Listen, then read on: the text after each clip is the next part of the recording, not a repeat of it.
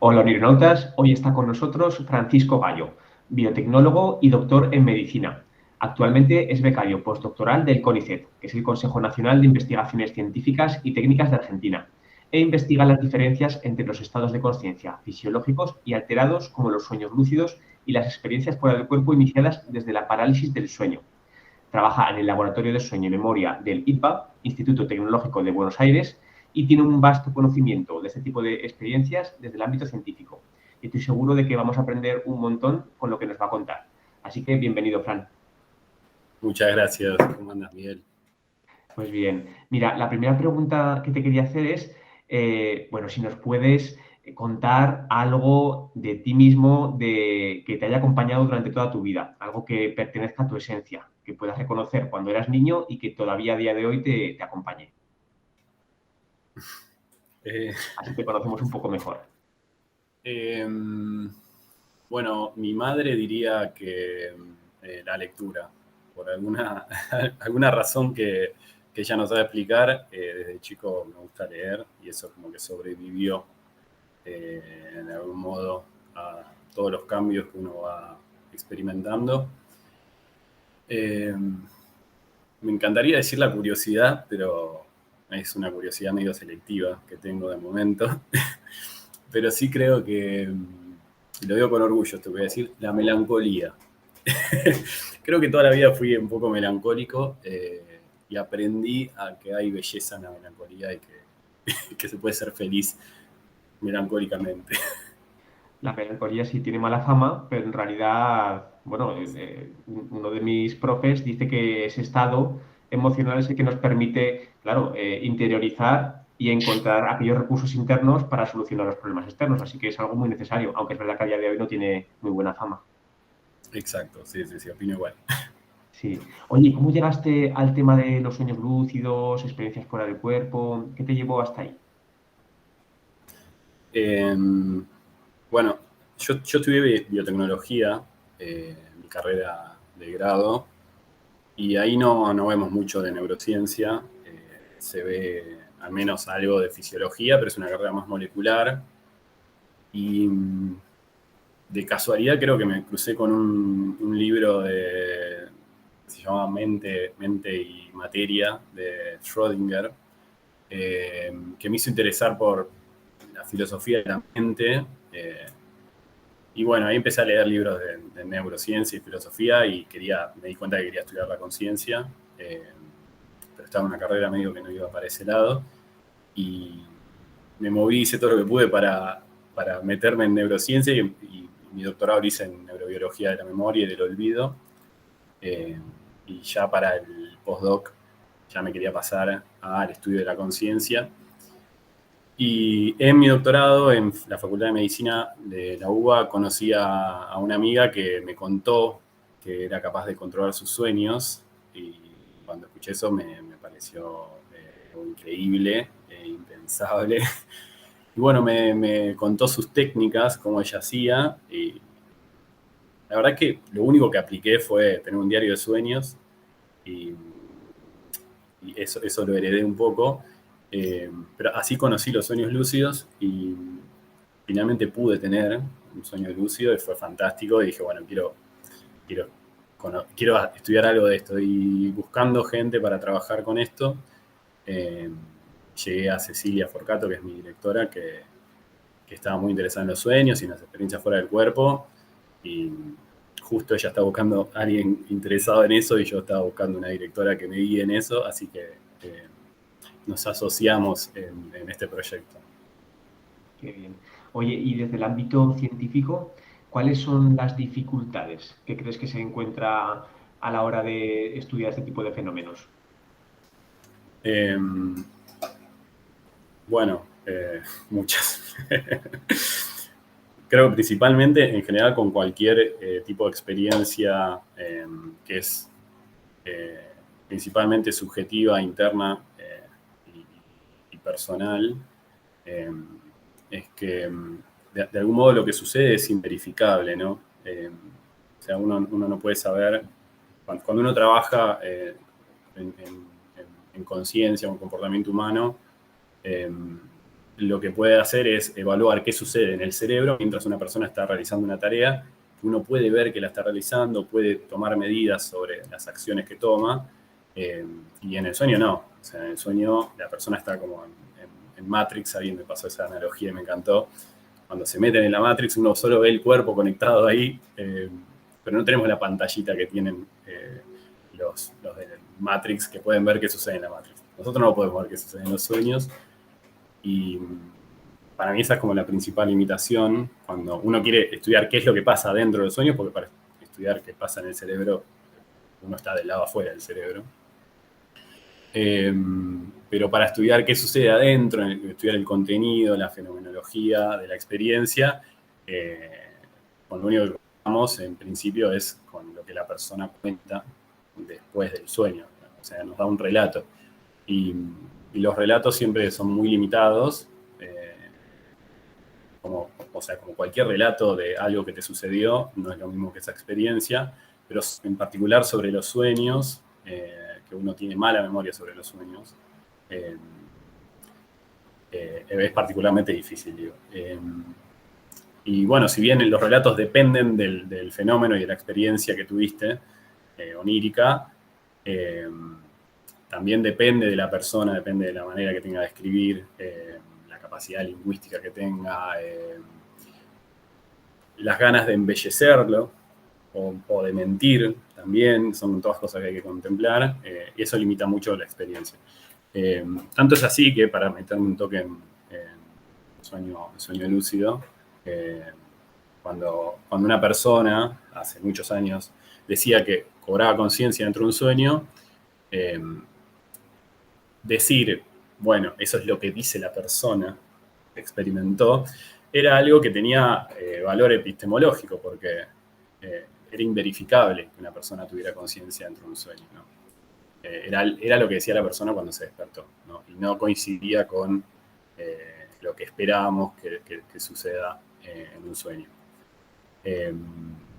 Esa es la principal dificultad. Después, cuando uno estudia sueños lúcidos, parálisis de sueño o experiencia fuera del cuerpo, no son fenómenos que puedan controlarse en el laboratorio, sino que suceden con baja frecuencia, incluso en las personas que tienen alta frecuencia de esos tipos de sueños. Entonces, tal vez alguien, para venir al laboratorio y tener un sueño lúcido, tiene que quedarse 3 noches, o venir 3 veces y tal vez no experimente un sueño lúcido, ¿no? Ni hablar experiencia fuera del cuerpo.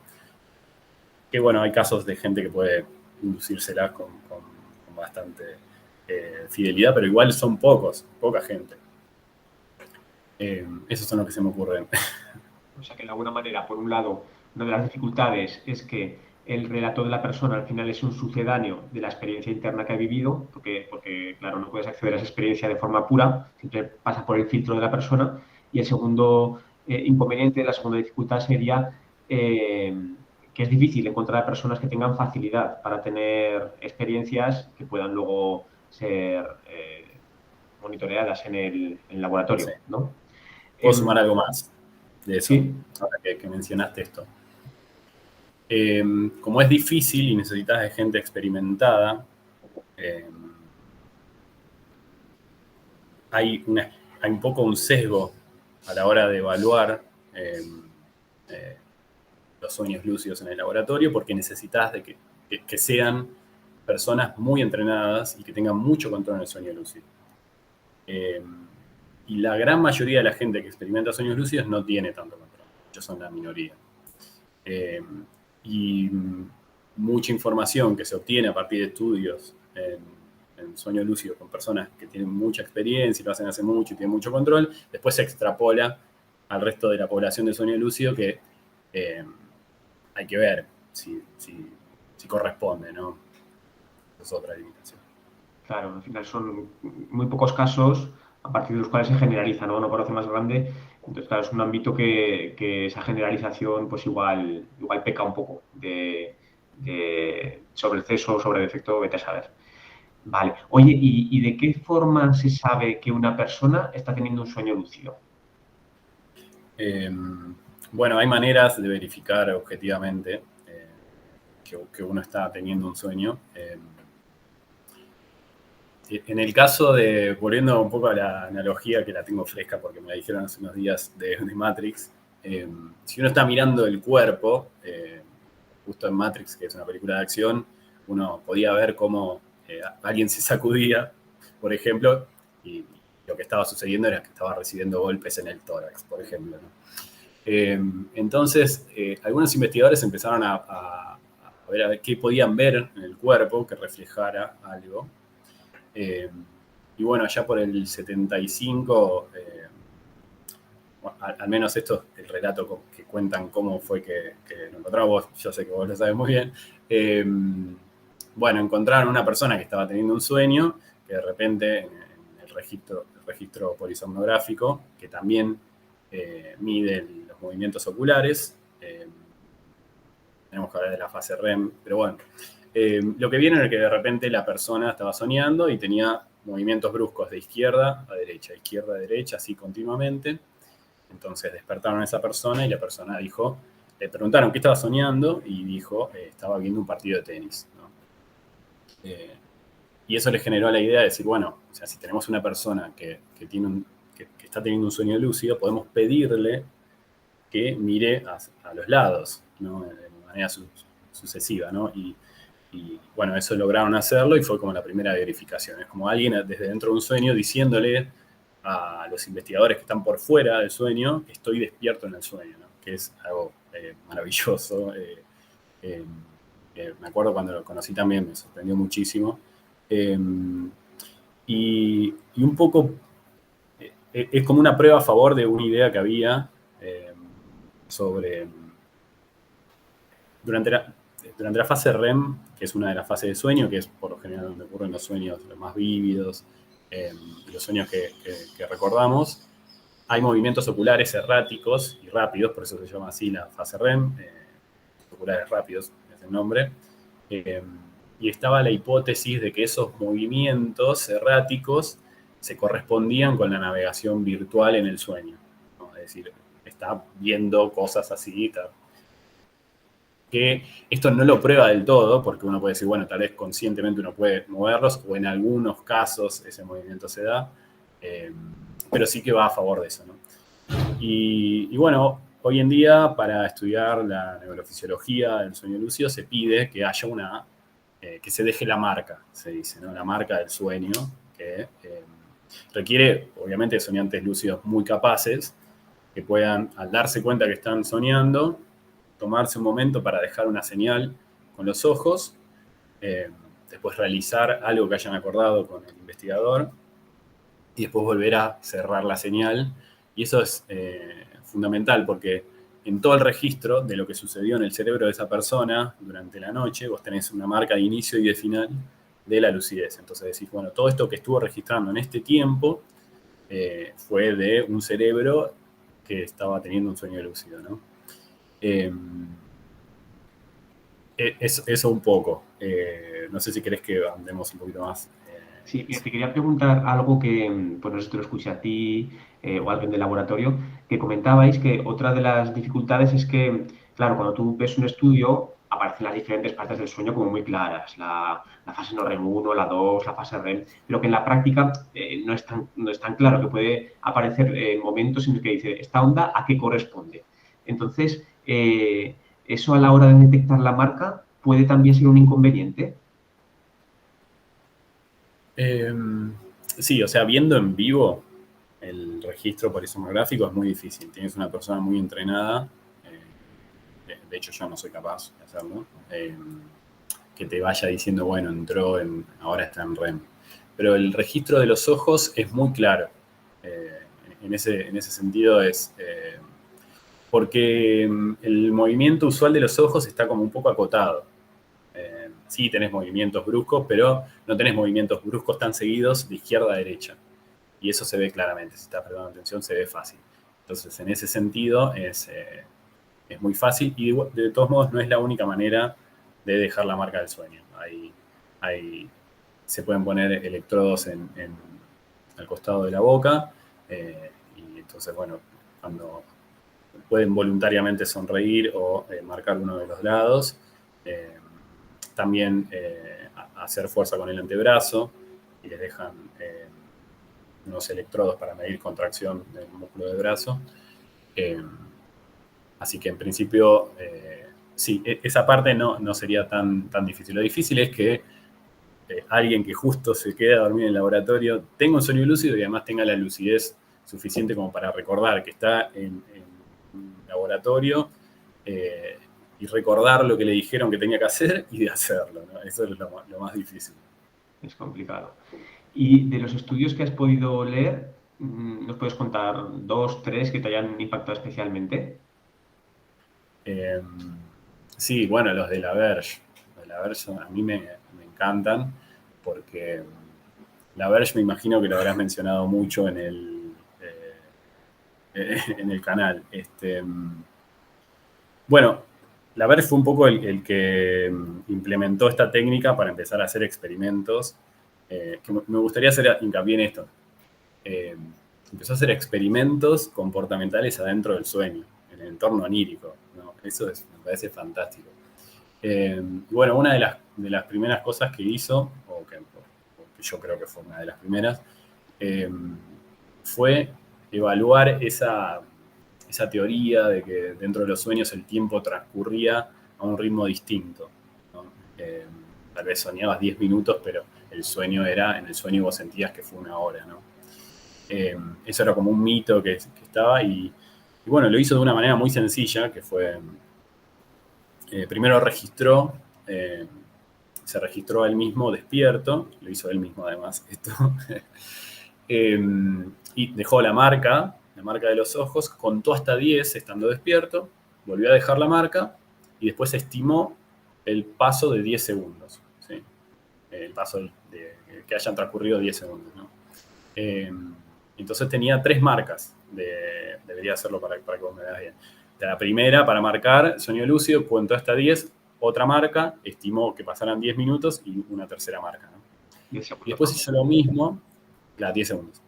Y después hizo lo mismo adentro de un sueño lúcido y el contar fue idéntico a estar despierto y la estimación fue muy buena, muy cercana a la de estar despierto. Y bueno, publicó ese trabajo como una demostración de que la estimación del tiempo y el paso del tiempo en el sueño es igual al paso del tiempo en la vigilia o en el mundo real. Pero después salieron otros trabajos que mostraron que el estimar el tiempo sí es igual, estando despierto que estando en sueño lúcido, pero el ejercer alguna acción motora puede cambiar. ¿Cómo hicieron esto? Les pidieron que contaran 10, 20 y 30 pasos en un sueño, ¿no? Y cuando lo hacían estando despiertos, duraba tanto, determinada cantidad de tiempo, y cuando lo hacían dormidos, duraba mucho más. La misma tarea, habían contado 30 pasos, ¿no? Bueno, para los espectadores, consideren la tarea, ¿no? De contar 30 pasos adentro de un sueño, es un montón. Y después hicieron otra, o al menos creo que no hicieron ninguna más que esta, que es pedirles que hicieran 4 sentadillas. Ejercicio físico que tienen que como agacharse y pararse. Y también como que las tareas motoras demoran más tiempo en realizarse. Y después no contaban que les hubiera parecido que tardaron más en hacerlas. Y bueno, lo que dicen los últimos autores es que hay algo en la falta de información sensorial, ¿no? Que proviene cuando uno está despierto de hacer un ejercicio, que al no estar en el sueño lúcido o en el sueño convencional puede hacer que uno tarde más en realizarla. No sé, también cuesta más realizar una tarea motora dentro del sueño. Pero bueno, ese es un ejemplo de cómo usar para hacer experimentos muy interesantes dentro del sueño la marca, ¿no? Del sueño lúcido, ¿no? Y que descarta, por otro lado, todo este tipo de experimentos descarta que el sueño no sea una experiencia real, porque efectivamente la persona está realizando una tarea, te lo está mostrando en vivo que está realizando y después el relato de lo que pasó coincide con todas las marcas fisiológicas que tenés en la polisomnografía. Después hay otro muy interesante lo cuento porque es muy interesante, pero la teoría, después como que no hubo más experimentos, que a mí es una teoría que me agrada, pero no se le prestó mucha atención y no vi muchos trabajos, y posiblemente sea porque quienes trabajan más por ese lado, de algún modo la estén descartando. Pero una de las cosas que hizo Laverge fue, debería explicar primero la teoría, la idea de que nuestra experiencia consciente eh, es, eh, es un producto de el mecanismo de percepción, que lo que está haciendo es integrando toda la información sensorial que recibimos, pero que cuando estamos despiertos es abrumadora, es muy fuerte, entonces no deja lugar a que haya variaciones, ¿no? Es decir, el estímulo visual que tengo ahora viendo a mi computadora, viéndote a vos, es muy fuerte, no va a transformarse de ninguna manera porque además es constante, lo estoy recibiendo constantemente. Junto con el táctil y todo, y con esa información, la percepción organiza la información en un entorno virtual que yo estoy experimentando, que es mi experiencia, ¿no? Con esto nos podríamos ir, pero hablar un montón, ¿no?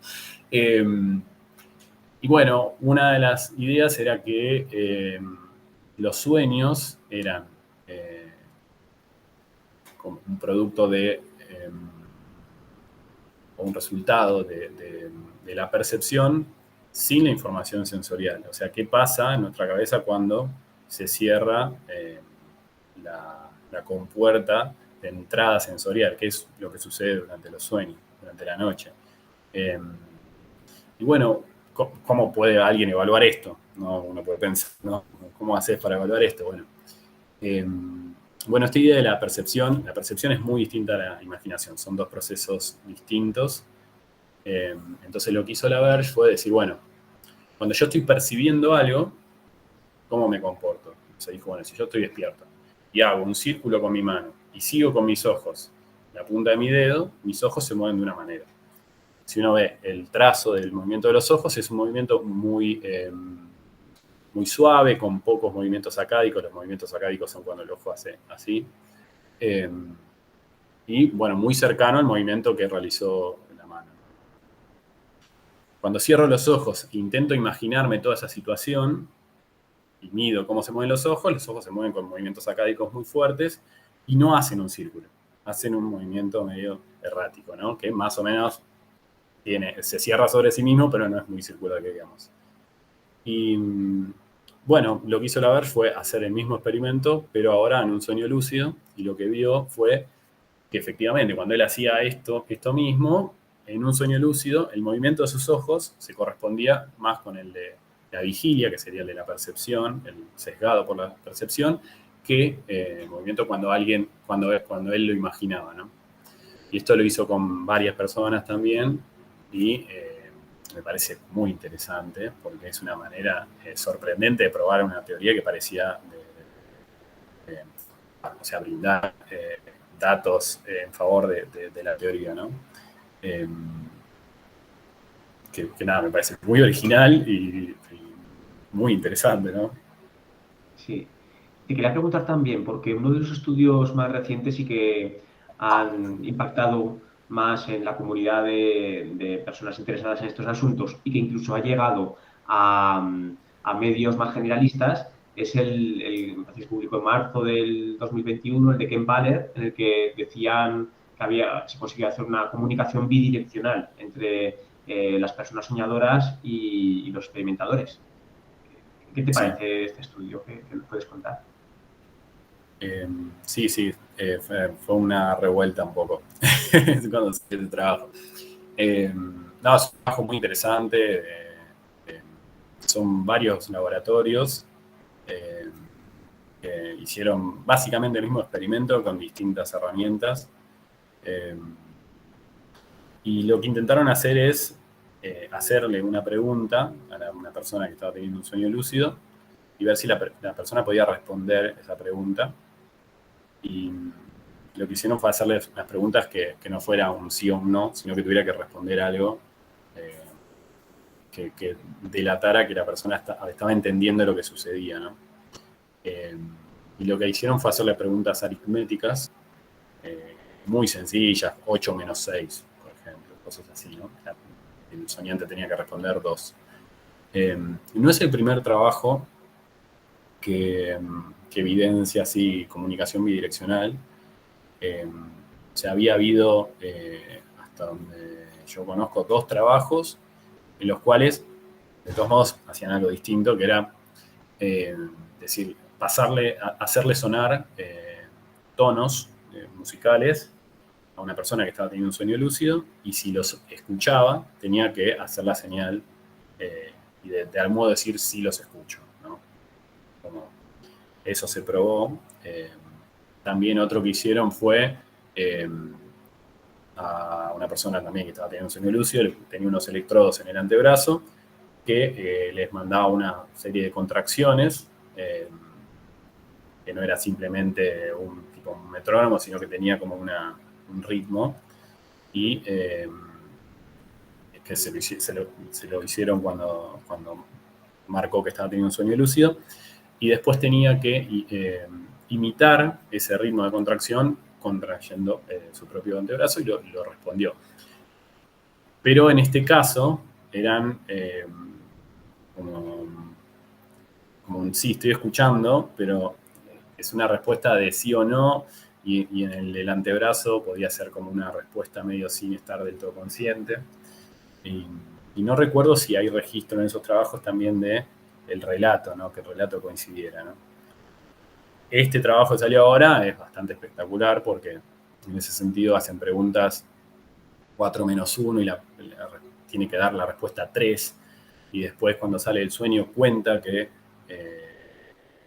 estaba, no sé, luchando con unos duendes y que alguien le apretó 3 veces la mano, no, 4 veces la mano, y dijo, uy, me están haciendo la pregunta que me iban a hacer, prestó atención y después respondió como tenía que responder. En ese sentido es muy curioso porque datos de cómo esa información exterior que le llevaron a quienes estaban soñando, de algún modo u otro se incorporó al entorno onírico. Por ejemplo, alguien que recibía estímulos táctiles, vio las señales, o sea, el estímulo táctil lo vio como la luz del ambiente donde estaba titilando.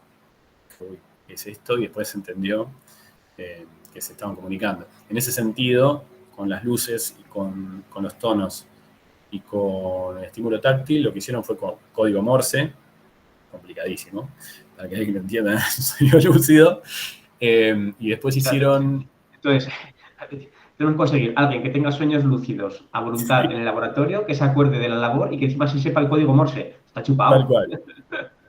Y lo peor es que tenían, o lo más sorprendente es que tenían muchos sujetos.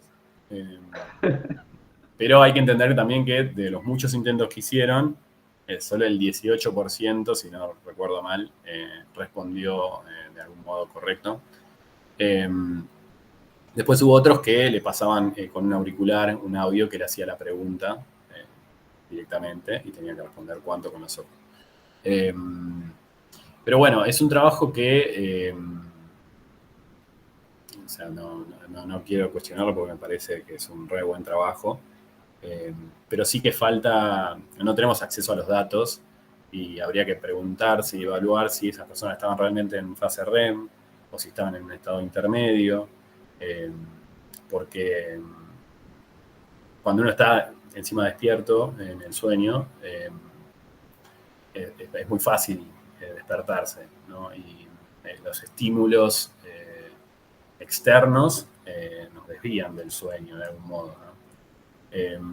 Eso por un lado. Y después habría que preguntarse también si no, o sea, yo lo veo como que es más una prueba de concepto que algo que marque un rumbo, porque, o sea, no sé qué tanto más se puede hacer.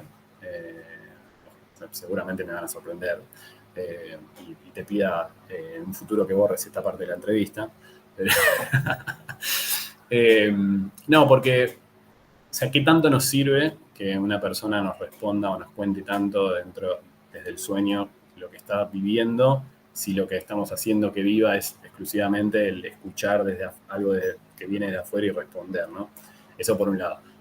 Por otro lado, está muy bueno para estudiar el flujo de información sensorial en ese estado de sueño que tenés cerrada la puerta en el tálamo de información sensorial de la corteza. Y después me produce mucha preocupación de que esto pueda ser utilizado para meternos propagandas durante la noche sin que queramos. Así que esa es un poco mi evaluación del paper, del trabajo. Ahí una de las personas que participó, Daciel Barjus, que es una chica que tiene bastante facilidad en tener sueños lúcidos, y ella dijo que a raíz de este estudio, de forma casera, está intentando desarrollar un dispositivo a través de Arduino en el que los movimientos oculares se traduzcan en código Morse, precisamente, y poder escribir un tweet desde un sueño. Sí, Y la bueno, sigo en Twitter. sí, ahí en las redes se le va contando de vez en cuando cosas, va despacio, porque claro, imagino Sí, que pues, como todos tenemos nuestras obligaciones, responsabilidades, pero de vez en cuando sí que va subiendo vídeos y cosas. Eso sí que está sí, ya sí, sí. chulo. Desde un sueño poder comunicar al final, oye, pues estoy soñando esto. Sí, Así sí, que el sí. relato sería un poco más fidedigno. Sí, seguramente de algún modo se pueda lograr en el futuro. Eh, Creo que el paso del tiempo nos demuestra que decir que algo nunca va a pasar eh, no es conveniente para la posteridad. Sí. Claro, una de las cosas que yo creo que ha de ocurrir para conseguir avanzar más en el ámbito del sueño lúcido es conseguir definir cuáles son los correlatos neurológicos que están asociados al soñar lúcido. Porque a día de hoy sí sabe que hay partes del cerebro que se activan, pero todavía no está muy claro qué es lo que tiene que pasar justo para que se dé el sueño lúcido, ¿no? Sí. Bueno, estamos trabajando para dilucidarlo, ¿no? No hay tantos trabajos por, bueno, todas las limitaciones que hablamos al principio, ¿no? Eh, pero tal vez, o sea, durante el sueño REM convencional, eh, hay como áreas del cerebro que están encendidas, incluso eh, con mayor actividad que durante la vigilia, y hay otras que están apagadas, ¿no? Es decir, el cerebro está en un estado distinto al que está cuando está despierto. Es otro estado de conciencia, ¿no? Discutible si es estado de conciencia el sueño. Pero básicamente lo que tenés es las áreas más visoespaciales, que son las posteriores en la cabeza, que son las que están responsables de las imágenes visuales, ¿no? La corteza motora, por supuesto, para que de algún modo refleja el movimiento motor virtual que está ocurriendo. Áreas relacionadas con la memoria, como el hipocampo, y regiones así más aledañas, que aportan información autobiográfica, ¿no? Y, y, bueno, regiones sensoriales como la amígdala, la cingulada anterior, que aportan carga emocional, digamos, ¿no? Todo eso, que además, no me acuerdo exactamente qué tanto, pero estaban la amígdala y estas regiones así emocionales están más encendidas, bastante más encendidas que durante vigilia, ¿no? Y lo que tenemos apagado son tal vez las regiones que nos hacen quienes somos de algún modo, que son las regiones frontales, o las regiones de la corteza prefrontal más que nada, de los dos hemisferios, eh, que son responsables del control del pensamiento racional, del orden lógico, de la metacognición, de la toma de decisiones. Eh, Todo esto está apagado durante un sueño, durante el sueño normal. Eh, lo que pasa en el sueño lúcido, lo que se vio, es que estas regiones, junto con otras, como que se encienden a un nivel similar al de la vigilia, ¿no? Similar en términos de la resolución de nuestros instrumentos, ¿no? Porque seguramente es distinto y cosas, pero para las maneras que tenemos de medir ese tipo de cosas, son similares. Y tiene mucho sentido porque justamente las cualidades que se recuperan en el sueño lúcido son las que aportan esas estructuras que ya están muy estudiadas, ¿no? Como la metacognición, hay un concepto que se llama insight, que es como el aquí y el ahora, saber dónde estás, y bueno, poder, áreas que están relacionadas con el planeamiento de acción motora, sé yo. Y bueno, y son la corteza prefrontal, algunas áreas del lóbulo temporal y otras del lóbulo parietal, que se vuelven a encender, ¿no? Pero hay como pocos trabajos que demuestren esto. Hay algunos trabajos que, como hay uno de Úrsula Voss, que lo que, no sé si igual me estoy salteando temas, ¿no? Pero que tomó estas áreas para intentar inducir sueños lúcidos. Pero bueno, también hay como hay distintas herramientas metodológicas para evaluar actividad del cerebro, hay con sus limitaciones, y a veces la información que sale de ahí no va toda en el mismo sentido. ¿Sí? La recuperación de estas cualidades y las estructuras que están relacionadas, esto sí se ve claramente y cierra con la teoría y con toda la información que ya tenemos previamente. Pero después hay, cada sueño viene cargado de un montón de peculiaridades propias que ensucian toda la señal. Y además el sueño lúcido también puede tener, o sea, uno puede tener claridad de que está soñando, después puede tener claridad a la hora de pensar, de poder evocar memorias propias, puede tomar decisiones, en fin, hay un montón de cualidades que pueden sumarse, pueden estar presentes o no, no solo en un sueño lúcido, sino en el momento en el que estamos registrando el sueño, ¿no?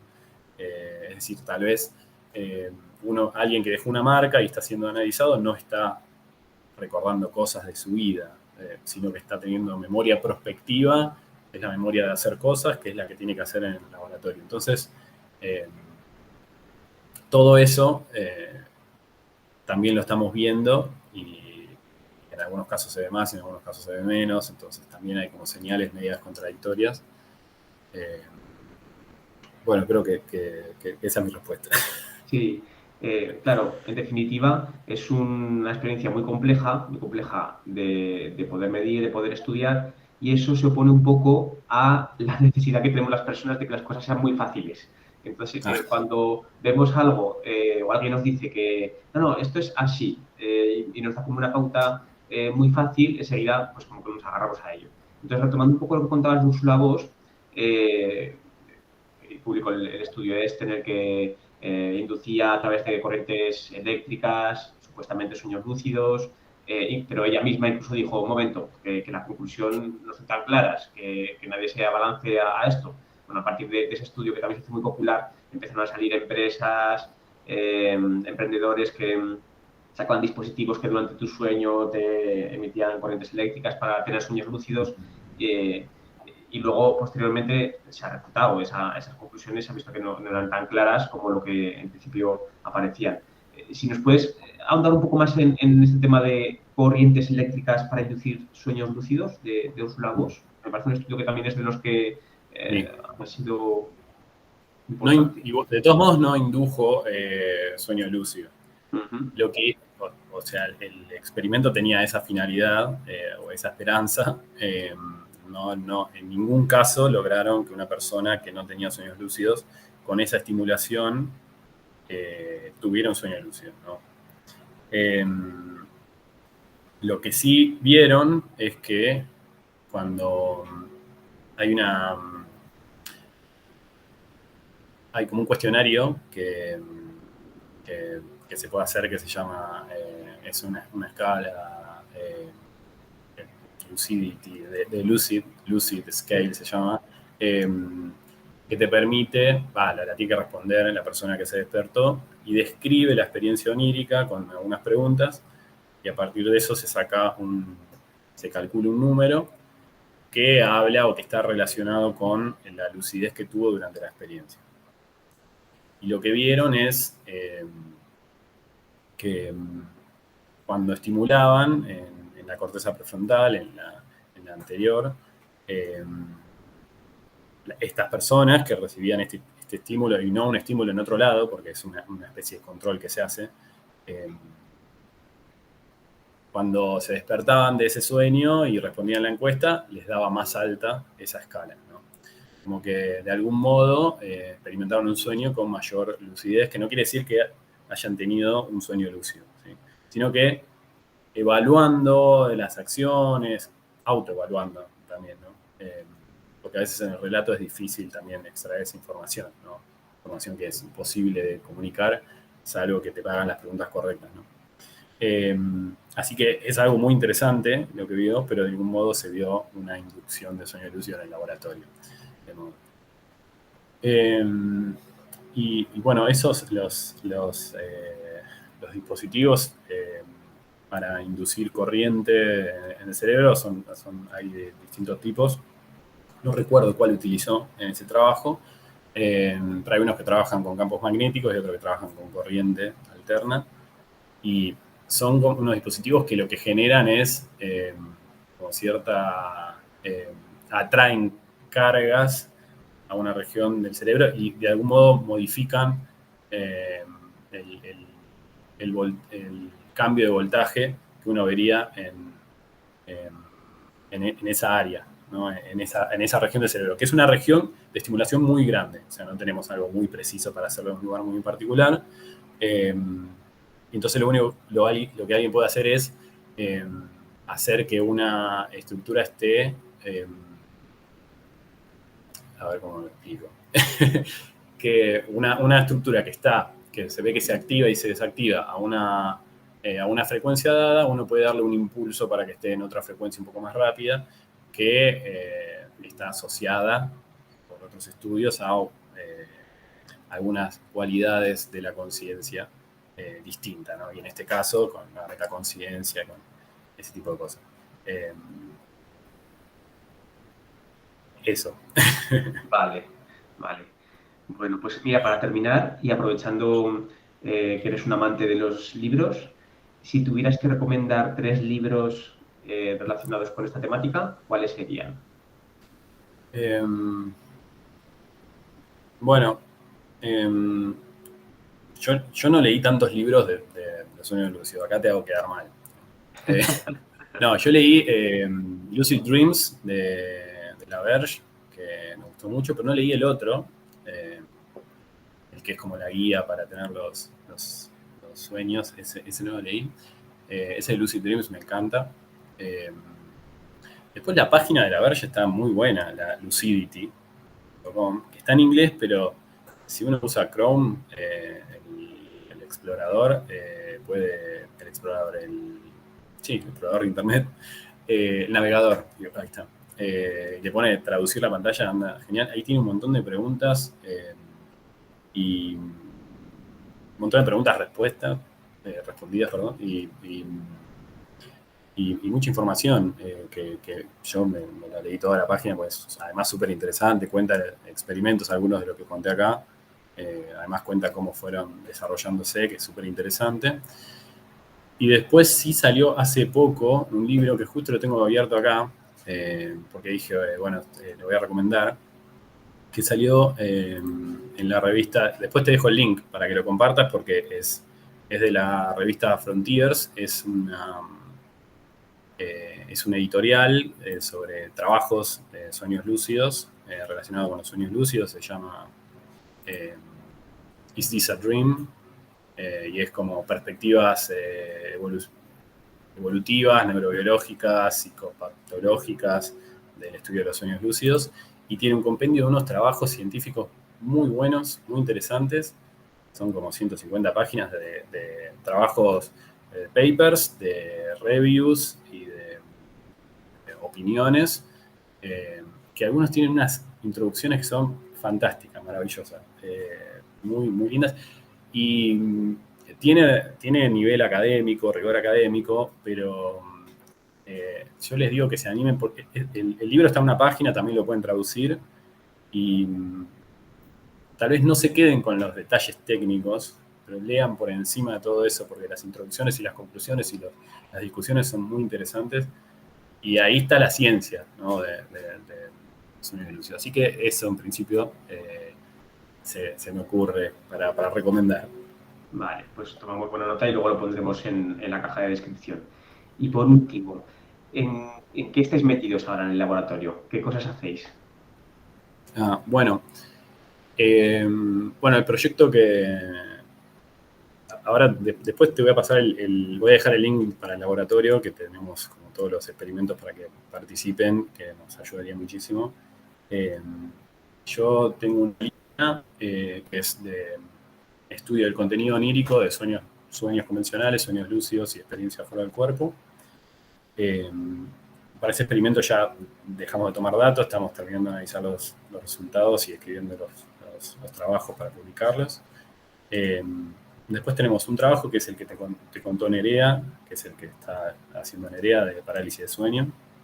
Dejaremos por aquí el enlace, o por aquí. Sí, vean el video que está experiencias fuera del cuerpo. Y que bueno, es como que está explorando la posible manera de tratar de paliar un poco la experiencia de la parálisis de sueño, reconvirtiéndola de algún modo. Vayan a ver el video. Y después hay una línea de contenido onírico muy interesante, que lo que están estudiando como la información que experimentamos durante el día, de algún modo se ve reflejada en el contenido de los sueños. Y después hay un montón de líneas de investigación del laboratorio Sueño y Memoria que tienen que ver con el sueño y con la memoria, y no particularmente con este tipo de experiencias oníricas, que son súper interesantes. La página es labsuenoymemoria.com. Está muy linda, además la página, no es porque sea del laboratorio que yo formo parte. No, y está muy buena la página porque subimos todas las participaciones que hacemos en la sociedad, como por ejemplo este video va a estar ahí, está todo ahí. Tenemos redes sociales donde subimos información, hacemos cada tanto charlas. Y estamos lanzando cursos, hay cursos disponibles que estamos dando al público que nos ayudan a poder seguir adelante con nuestra investigación. Y así que nada, les pido que pasen por ahí, que se vean los cursos. Ahora tenemos uno de neurociencia del sueño y rendimiento académico, que estuvo muy bueno, lo hicimos el año pasado y salió genial. Hay uno para abogados, va a salir uno de todo lo que es contenido onírico y de este tipo de experiencias, sueños lúcidos, parálisis de sueño, experiencias fuera del cuerpo, que voy a estar yo, así que si quieren participar. Bueno, y listo de las publicidades. Sí, ¿no? Invitamos a todo el mundo a que visiten la web del Labo, está súper bien, y las redes sociales de verdad que también. Las charlas que subís a Instagram a mí me encantan. Y nada, pues lo mismo, dejaremos aquí abajo los enlaces para que la gente pueda echarle un vistazo. Pues nada, Fran, oye, que muchísimas gracias. La verdad es que me ha encantado todo lo que has transmitido. Y me he quedado con eso que has dicho de sobre esto habrá mucho que hablar. Habría mucho que hablar. Entonces me lo guardo para otra entrevista Encantadísimo. sobre ese tema. Bueno, Fran, un abrazo. Muchas gracias. Gracias a vos.